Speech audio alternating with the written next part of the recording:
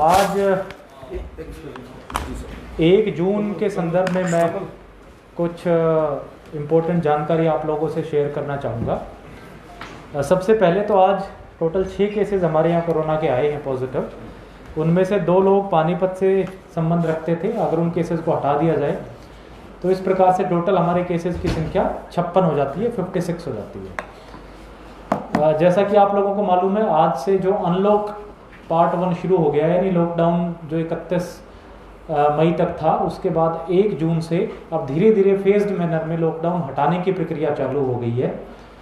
और इस कड़ी में जो एक सबसे महत्वपूर्ण फैसला सरकार ने लिया है और फिर जिला प्रशासन ने जो व्यापार मंडल है उनसे चर्चा के बाद और जिला प्रशासन के अधिकारियों से चर्चा के बाद जो फैसला लिया है वो ये लिया है कि आगे से जिले में सारी की सारी जो दुकानें हैं वो खुलेंगी 9 बजे से शाम को 7 बजे तक, यानी सुबह 9 बजे से शाम को 7 बजे तक जितनी भी दुकानें हैं वो सारी खुलेंगी।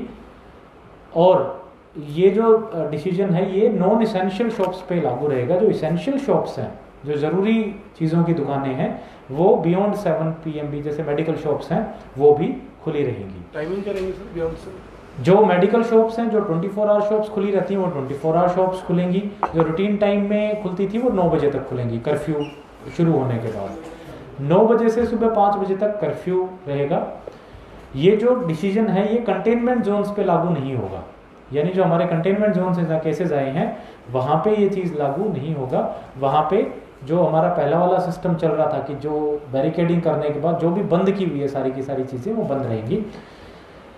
ये जो दुकानें खुलेंगी कुछ शर्तों के साथ खुलेंगी। इन कंडीशंस में ये है कि एक तो हर एक दुकानदार है वो ग्लव्स और मास्क पहन के रखेगा। अगर कोई भी दुकानदार ग्लव्स और मास्क का वायलेशन करता हुआ पाया गया तो दुकान को तुरंत सील कर दिया जाएगा और आगे कार्रवाई की जाएगी। सोशल डिस्टेंसिंग मेंटेन करना बहुत ज़रूरी है। अगर किसी भी दुकान पे सोशल डिस्टेंसिंग मेंटेन नहीं होती दिखी तो दोबारा से जो है प्रशासन इस पे फैसला ले सकता है, या तो OD1 करा देंगे या फिर टाइमिंग्स कम कर दी जाएंगी दुकानों की, या दोनों OD1 के साथ साथ भी जो है टाइमिंग कम करवाई जा सकती हैं। होम डिलीवरी का समय 8:30 बजे रहेगा। 8:30 बजे के बाद कोई भी होम डिलीवरी नहीं दी जाएगी। जितने भी रेस्टोरेंट्स, होटल, ढाबे हैं जो अभी home delivery online services applications के ज़रिए कर रहे हैं, वो 8:30 बजे के बाद कोई भी होम डिलीवरी ना करें, ताकि 9 बजे से कर्फ्यू, संपूर्ण रूप से कर्फ्यू का पालन किया जा सके। एक जो महत्वपूर्ण चीज़ या छूट और जो दी जा रही है वो बैंकेट हॉल्स को लेकर के, कि जितने ज़िले में जितने भी बैंकेट हॉल्स हैं वो अब खुल सकेंगे। उसके लिए उनको अपने संबंधित एरिया के SDM से परमिशन लेनी होगी। जिस भी डेट पे वो फंक्शन ऑर्गेनाइज करवाना चाहते हैं उस डेट पे उनको अपने एरिया के SDM से परमिशन लेनी पड़ेगी। और परमिशन की कुछ शर्तें रहेंगी। एक तो जो भी बैंकेट हॉल्स हैं वो 10 बजे से 6 बजे तक खुलेंगे, यानी 6 बजे के बाद किसी भी बैंकेट हॉल में कोई भी फंक्शन आयोजित नहीं होगा, उसको संपूर्ण बंद कर किया जाना आवश्यक है। दूसरा, 50 से ज़्यादा लोग शामिल नहीं होंगे किसी भी शादी के या किसी भी फंक्शन में। और ये 50 की संख्या, इसमें सारे लोग सम्मिलित हैं, जो वहाँ खाना बनाने वाले होंगे, खाना सर्व करने वाले होंगे, या जो बैंड बाजे वाले होंगे, पंडित होंगे, सारे लोग मिलाकर के जो संख्या 50 से ऊपर नहीं जानी चाहिए। जो भी बैंकेट हॉल्स होंगे वहाँ के जो मैनेजर हैं या ओनर हैं वो एक रजिस्टर मेंटेन करेंगे जिस पे जितने लोग उसमें आएंगे फंक्शन में उसकी सूची बनाई जाएगी या उनका डेटा मेंटेन किया जाएगा। कंटेनमेंट जोन के लोगों को बिल्कुल अलाउ नहीं किया जाएगा फंक्शन में आने के लिए। हर एक जो बैंकेट हॉल है उसके गेट पे एक किसी की ड्यूटी लगाई जाएगी जो थर्मल स्क्रीनिंग करेगा। जो लोग आएंगे उनकी थर्मल स्क्रीनिंग होगी, और जो भी सिम्टोमेटिक लोग होंगे जिनमें फीवर के सिम्टम्स होंगे उनको अंदर आना अलाउड नहीं होगा। सैनिटाइजर्स रखे जाएंगे, मास्क का इस्तेमाल किया जाएगा। ये सारी शर्तों के साथ जो है बैंकेट हॉल्स खुल सकते हैं, और ये 10 बजे से स्ट्रिक्टली 6 बजे तक खुले रहेंगे, और वो भी सिर्फ SDM के परमिशन के बाद। किसी भी बैंकेट हॉल में सेंट्रलाइज्ड एयर कंडीशनिंग का इस्तेमाल नहीं होगा, यानी नेचुरल वेंटिलेशन या फैंस, पंखे सिर्फ यही चलाएंगे। कूलर चला सकते हैं, सेंट्रलाइज्ड एयर कंडीशनिंग नहीं चलाएंगे, ताकि उसमें, क्योंकि जैसा आप लोगों को मालूम है एयर कंडीशनिंग हेल्थ डिपार्टमेंट की एडवाइजरी के आधार पे एयर कंडीशनिंग जो है प्रेफर्ड नहीं है। सर सेंट्रलाइज का मतलब कुछ और है, जो जनरल AC है वो चल सकते हैं, जो विंडो या स्प्लिट ACs हैं वो भी नहीं अलाउड है। कोई भी AC कोई भी नहीं चलेगा। AC नहीं चलेगा, एब्सोल्युटली। आरोग्य सेतु ऐप जो है वो डाउनलोड कराना इनको आवश्यक है, जो लोग इसमें अटेंड करेंगे वो। और फिजिकल डिस्टेंसिंग का पालन करना भी आवश्यक है। इन शर्तों के साथ बैंकेट हॉल्स खुलेंगे only with the permission of संबंधित concerned SDM, only from 10 AM to 6 PM and only for not more than 50 people. दुकानों का जैसे मैंने आपको बता ही दिया है कि सारी की सारी दुकानें खुलेंगी 9 बजे से 7 बजे तक खुलेंगी, और सब्जी की दुकानें सर? मास्क और ग्लव जो है लागू रहेंगी। जो सब्जी की जो परमिशन हमने दे रखी हैं सिर्फ वही दुकानें चलेंगी। उसके अलावा जो लोग स्टेशनरी या स्टेशन या एक जगह पे सब्जियां बेचते थे उनके लाइसेंस बनाने की प्रक्रिया, उनको भी रजिस्टर करने की प्रक्रिया एमडी शुगर मिल के दफ्तर में शुरू की जाएगी। जिन जिन लोगों को परमिशन मिलती रहेंगी वो भी फिर अपने यहाँ पे सब्जियां लगा सकते हैं। फास्ट फूड रेडी और लगभग 2-2.5 हज़ार लोग हमने वैसे जो रेडी वाले हैं इनको रजिस्टर कर लिया है, जो सब्जियां बेचने वाले लोग हैं, और इनको परमिशन भी बेचने की दे दी गई है। अब कोई मोटा मोटा शहर में मेरे ख्याल से कोई नहीं छूटा होगा जो सब्जी फल बेचता होगा और जिसको परमिशन ना मिली हो। अगर फिर भी कोई रह गया हो तो एमडी शुगर मिल में जाकर के दोबारा से अपना रजिस्ट्रेशन करा सकता है। Fast food snack shop stalls वगैरह पूर्णतः बंद रहेंगी, उनको खुलने की कोई आज़ादी नहीं होगी। कोचिंग इंस्टीट्यूट की बात करें, जितने भी कोचिंग इंस्टीट्यूट्स हैं, कॉलेजेस हैं, एजुकेशन इंस्टीट्यूशंस हैं, वो सारे बंद रहेंगे। जिम वगैरह सारे बंद रहेंगे। 8 तारीख से जो इसका सेकंड फेज शुरू होगा जिसमें कुछ चीज़ें खुलेंगी, उसमें जो प्रावधान है वो होटल रेस्टोरेंट्स और जिम्स का है, लेकिन उसके अलग अलग शर्तों पे खुलेंगी वो, और उन शर्तों का जो है वो डिटेलिंग जो है वो लगभग 6 या 7 को जो SOPs अभी बनाई जा रही है, स्टैंडर्ड ऑपरेटिंग प्रोसीजर्स, वो SOPs बता दी जाएंगी। उन शर्तों के साथ ही जैसे बैंकेट हॉल्स की अभी शर्तें बताई गई, उसी प्रकार से जब वो शर्तें फाइनलाइज होंगी तो 8 तारीख से उनको खोलने की आज़ादी शॉप्स का भी टाइम बढ़ाया गया है। जी बिल्कुल। तो जो लिकर शॉप्स हैं इनका 7 बजे से लेकर के शाम को 8:30 बजे तक का समय कर दिया गया है। 8:30 के बाद स्ट्रिक्टली उनको बंद करना होगा ताकि 9 बजे से सोशल डिस्टेंस से मैरिजेस का समय क्या रहेगा जो बैंकेट से बताया दोबारा? 10 बजे से 6 बजे तक। उसमें लिकर अलाउड होगा? 6 बजे तक कोई अलाउड नहीं। लिकर यस, लिकर सर्विंग तो जैसे वो लाइसेंस लेकर के सर्व करते थे वो अलाउड होगा, उसमें कोई। सर कितनी देर में परमिशन मिल जाएगी? कई जैसे बैंकेट हॉल है वहाँ पे एक दिन में 2 शादियाँ 3 शादियाँ एडवांस में परमिशन ले ले वो, क्योंकि आमतौर पे बैंकेट हॉल्स की बुकिंग काफ़ी पहले, जैसे आज मेरे पास बैंकेट हॉल्स के एसोसिएशन वाले लोग भी आए थे और जैसा उन्होंने बताया कि हफ्ते 10 दिन 15 दिन पहले ही जो उनकी बुकिंग हो जाती है। तो एसडीएम ऑफिस में जिस दिन अप्लाई करेंगे हम व्यवस्था बनाएंगे कि सेम डे उनको परमिशन मिल जाए। एक सर बात और है, जिस तरह से 2 दिन से काफ़ी ज़्यादा कंफ्यूजन चल रही है सर कि जो एसोसिएशंस हैं वो कुछ और बयान देती हैं, आपकी तरफ से आधिकारिक बयान आता है, हम वो चलाते हैं, उसके बावजूद आपके पास हमारे पास लगातार फ़ोन आते हैं। सर ये मिसकम्युनिकेशन किस लिए? वो बयान गलत होता है जो आप बताते हैं, फिर हमें वो चलाना पड़ता है। देखिए, एक जो मेनली डेट्स को लेकर के कन्फ्यूजन था 31st और 1st के लिए, वो हमने क्लैरिफाई कर दिया था। आगे तो वैसे भी इन जनरल चूँकि सारी की सारी दुकानें खुलनी है और 10 बजे से 9 बजे से 7 बजे तक खुलनी है, तो मुझे नहीं लगता आगे कोई कन्फ्यूजन रहेगा, अनलेस अगर हमें ये शुरू के 1-2 दिन में महसूस हुआ कि सोशल डिस्टेंसिंग नहीं मेंटेन हो रही तो दोबारा से फिर हम OD1 पे। सर व्यापारियों से अपील करेंगे जो दुकानों के बाहर फड़ियां लगाते हैं वो अलाउड होंगी क्या? बिल्कुल नहीं। इसमें इनफैक्ट जो भी शटर है उनका, शटर से आगे कुछ भी मूवमेंट कुछ भी अगर उन्होंने लगाया तो जब्त किया जाएगा और दुकानें सील की जाएंगी। हमने काफ़ी सारी शॉप सील की भी थी, दोबारा भी इस तरह की एक्टिविटीज। सर लेकिन गरीब लोगों की सवाल ये है कि उनको जो फड़ी लगाने वाले हैं, जो छोटा सामान बेचने वाले हैं, चप्पल बेचने वाले हैं, उनको तो कहीं जगह निर्धारित की जाए जहाँ पे वो डिस्टेंस के हिसाब से उनको तो कम से कम रियायत दी जानी चाहिए। देखिए बिल्कुल जेन्युइन रीज़न है, जैसे फेज तरीके से कुछ चीज़ें खोली जा रही है, आने वाले समय में उनको भी रियायत मिलेगी। जो फूड स्नैक्स लोग हैं उन वाले लोग हैं उनको भी रियायत मिलेगी। अभी जो फोकस है वो है कि भीड़ ना हो, इसीलिए एक बड़ा जो ऑर्डर्स अभी निकालेंगे हम तो उसमें ये चीज़ भी डाली जाएगी कि जो गाड़ियाँ पार्क करते हैं वो अपने दुकान के बाहर कोई भी पार्क ना करे, या तो कोई जो आसपास नियर बाई पार्किंग है वहाँ पार्क करें, या कोई इस तरह की अपनी व्यवस्था बनाएं जहाँ पे दुकान पे रोड्स पे कंजेशंस बिल्कुल ना हो। तो जो दुकानों के बाहर रेडिया लगाते थे उनके साथ भी कंजेशन बढ़ने का खतरा रहता है, इसलिए एक आने वाले समय के बाद उनको रिलीफ दी जाए। सर एक मेन बाजार करण गेट घंटाघर चौक है, पहले दिन वहाँ OD1 के दौरान जो है काफ़ी हंगामा हुआ था और तब आपने ये भी कहा था कि जो एक नगर निगम का पुराना प्लॉट पड़ा है, काफी खुला प्लॉट है, वहाँ पर पार्किंग की सुविधा दी जाए, क्योंकि पार्किंग जब वहाँ है ही नहीं तो लोग कहाँ। तो वहाँ पार्किंग हमने बना भी दी है, लेवलिंग करा के। मैं खुद उसकी हफ्ते भर पहले निरीक्षण करने गया था और वो बहुत अच्छी लेवल्ड जगह है, पार्किंग भी हो भी रही है और गाड़ियाँ खड़ी भी होती है वहाँ पे।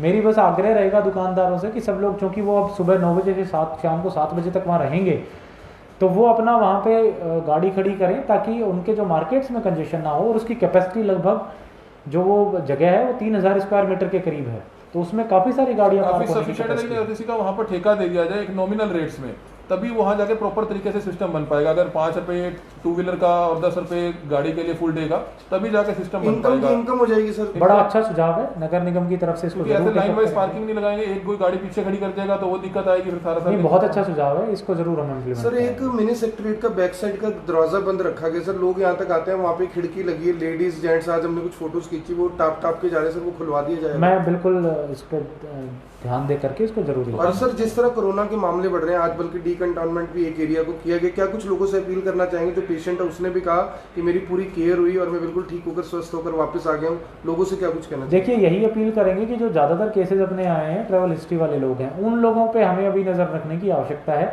हम एक हेल्पलाइन नंबर भी आज जारी करेंगे, जिसमें अगर किसी को कोई सूचना मिलती है कि अगर कोई बाहर से आया है तो डेडिकेटेड वो नंबर होगा, उस पर वो फ़ोन करके बता दे कि भाई फला आदमी आया, बाहर से आया, हम उसकी जांच कराएंगे। दूसरा, अगर किसी को टेस्ट कराना है और अब कई लोगों में हो सकता है कन्फ्यूजन हो कि मेरा टेस्ट कहाँ पे होगा, तो हम वो उस नंबर पे ये भी बता सकता है कि हमें टेस्ट कराना है और वो आ सकता है। तीसरा, अगर किसी को ये डाउट हो कि आइसोलेट होना है, मुझे में लक्षण है या मेरे कोई फैमिली मेम्बर पॉजिटिव आ गया और मुझे अब अपने गांव में मोहल्ले में नहीं रहना, तो उसको कहाँ जगह आइसोलेशन की मिल सकती है, जो हमारा कोविड केयर सेंटर्स है या क्वारंटीन होम्स हैं, वो सारी सूचनाएं उस एक डेडिकेटेड नंबर पे वो ले सकता है। तो हम वो नंबर भी प्रशासन आज ही जारी कर देगा। हॉस्पिटल्स के लिए कोई टाइम?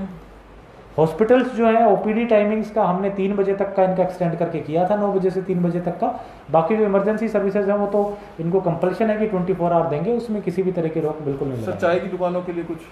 अभी तक कोई खोलने का उनका नियम नहीं आया। जब स्नैक शॉप्स और बाकी चीज़ें खुलेंगी उनके साथ ही हम इनको टेक अप सर करेंगे। एक कंटोनमेंट एरिया है चमन गार्डन का, अब वहाँ पे सर एक हॉस्पिटल है, उनके 2 डॉक्टर हैं, वो वहाँ पे ही उनको क्वारंटीन कर दिया। अब वो उनके पेशेंट ना तो डिस्चार्ज हो पा रहे हैं, जिनके ऑपरेशन करने थे वो भी वहीं पे एडमिट रह गए, सर उनको छूट दी देखिए, है। कंटेनमेंट जोन का एक सिंपल सा रूल है कि अगर उसमें कोई अंदर है तो वो अंदर ही रहेगा, अगर बाहर है तो फिर उसमें अंदर प्रवेश दोबारा ना करे।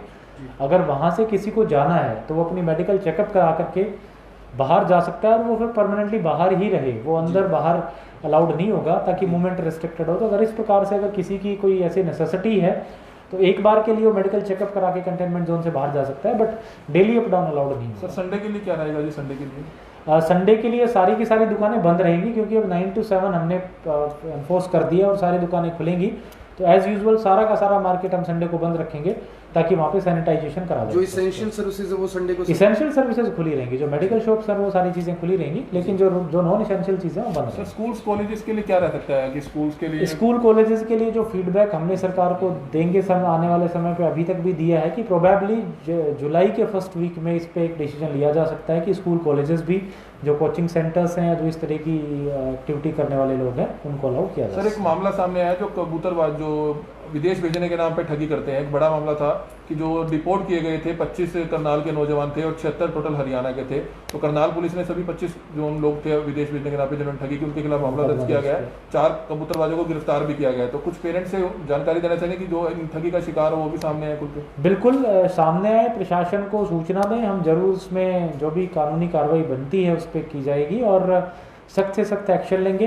कबूतरबाजी का नतीजा ये निकला कि काफ़ी सारे लोग हमारे यहाँ डिपोर्ट भी किए गए, पूरे हरियाणा में, पूरे देश में, और कहीं ना कहीं देश का नाम खराब हुआ, उनको हेल्थ हजार्ड्स भी हुआ, उनको कोरोना होने का खतरा भी रहा। तो अगर इस तरह की किसी को भी कोई सूचना आती है, हम सख्त सर एक्शन सैनिक स्कूल में खामियां बड़ी हैं, वहाँ फैमिलीज जाती हैं, लोग जाते हैं वहाँ, मतलब एक बार अगर सुबह पोछा मारा जाता है तो उसके बाद पोछा नहीं मारा जाता, लेकिन दिन की सब्जी गिरी हुई है तो रात को साफ नहीं होती। जो अच्छी खासी फैमिलीज के लोग हैं वो अगर वहाँ जाते हैं तो उसको काफ़ी वो करते हैं। हालांकि जो नियमन तबका है वो तो चलो जैसे तैसे रह जाता है, लेकिन होनी चाहिए, सफाई तो होनी चाहिए कम से कम। देखिए, बिल्कुल जेन्युइन चीज़ है, मेरे पास कई बार फोटोग्राफ्स वीडियोस भी आई, हम पूरी कोशिश भी कर रहे हैं, एक्स्ट्रा सफाई कर्मचारी भी लगाएंगे। इसके साथ साथ ही मैं लोगों से आग्रह करना चाहूँगा कि हमने कुछ पेड क्वारंटाइन फैसिलिटीज़ भी डेवलप की हैं। अगर कोई उनको अवेल करना चाहता है तो जो हेल्पलाइन नंबर आज हम रिलीज़ करेंगे उस पर कॉल करके अपनी इच्छा जाहिर कर सकता है और वो कंसर्न उस होटल में या उस क्वारंटाइन फैसिलिटी में पे करके भी रह सकता है। वो सर विदेश से आए लोगों के लिए कोई भी ले सकता है? उनके लिए भी है, और जिन लोगों को हमने क्वारंटाइन रेफर किया है जी, जो, और वो हमारी जो सरकारी फ्री क्वारंटाइन फैसिलिटी जिसको दी है उससे सहमत नहीं या संतुष्ट नहीं है, तो पेड क्वारंटाइन फैसिलिटी में भी रह सकता है। इससे दोनों का फायदा है, एक तो जो इंडिविजुअल है उसका सेटिस्फैक्शन लेवल बढ़ेगा और दूसरा होटल्स को बिजनेस या रोजगार मिलेगा। सर 3 सवाल आए हैं अभी लाइव क्योंकि चल रहा है सर। सरल हरियाणा पर पास केवल 1 दिन के लिए अप्लाई होता है सर। अगर किसी को एयरपोर्ट से अपने परिवार को लेकर आना है जिसकी फ्लाइट रात को 12 बजे के आसपास है तो 2 दिन का पास चाहिए, जिसका प्रोविजन ऑनलाइन साइट पर नहीं है। लोग डिमांड कर रहे हैं जैसे रिलैक्सेशन मिला, इसमें कुछ रिलैक्सेशन। सरल हरियाणा पे इवन वीकली पास का भी प्रावधान है, अगर कोई वीकली पास डाले तो भी। दूसरा, मूवमेंट्स को लेकर के अभी नेबरिंग स्टेट से बात चल रही है, जैसा कि सेंट्रल गवर्नमेंट की गाइडलाइंस में कहा गया था कि इंटरस्टेट मूवमेंट भी फ्री कर दिया जाएगा, लेकिन चूंकि हरियाणा के आसपास दिल्ली मेनली जो ऐसा स्टेट पड़ता है जो काफ़ी कंटामिनेटेड है, तो दिल्ली की अथॉरिटी से हरियाणा सरकार की बातचीत चल रही है। 1-2 दिन में इस पर भी फैसला हो जाएगा कि पासेज को एनफोर्स करना है नहीं करना। फॉर द टाइम भी विद इन हरियाणा मूवमेंट के लिए कोई पास की आवश्यकता नहीं है। हरियाणा से बाहर मूवमेंट के लिए अभी के लिए जब तक दिल्ली से फैसला नहीं हो जाता तब तक लोग पासेज के लिए अप्लाई करें। पंजाब में सर 30 जून तक के लिए रखा गया लॉकडाउन का पीरियड। अब जो लोग पंजाब जाना चाहते हैं, मान लो उन्हें वहाँ नहीं रोका जाता, वापस आते तो क्या स्थिति रहेगी सर? जो यहाँ से पंजाब जाना चाहते हैं वो पासेज लेके जाएं, और जो बाहर के स्टेट से कहीं से भी आता है करनाल में, उसके लिए 14 डेज का होम क्वारंटाइन मस्ट है। वो 14 दिन के लिए अपने घर में रहे, चाहे वो कोई भी बिजनेस प्रोफेशन करता हो या किसी भी पर्पज़ के लिए बाहर गया हो। सर पहले आधार कार्ड जरूरी नहीं था पास के लिए, पास के लिए मैसेज आ रहा है कि आधार कार्ड जरूरी कर दिया गया है और उस पर ओटीपी आता है। कई बार ओटीपी नहीं आता, इस वजह से उसका पास ही अप्लाई नहीं कोई होता। 1-to-1 अगर इस तरह की सिचुएशन आती है तो 1950 पे या जो नंबर हम रिलीज करेंगे इस पे कॉल करके कोई बता सकता है।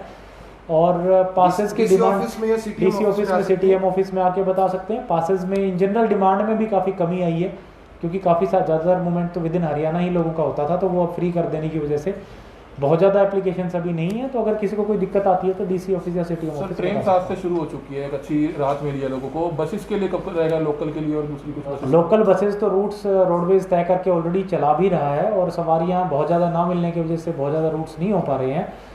ट्रेन्स में अभी के लिए 4 अप और 4 डाउन, यानी टोटल 8 ट्रेन शुरू हुई है। आगे ट्रेन की संख्या भी बढ़ेगी।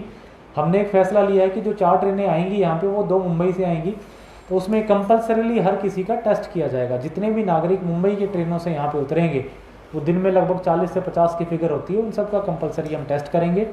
कल्पना चावला मेडिकल कॉलेज में एक और हमें मशीन मिल गई है, RT-PCR मशीन। 2-3 दिन में उसको हम सेटअप कर देंगे।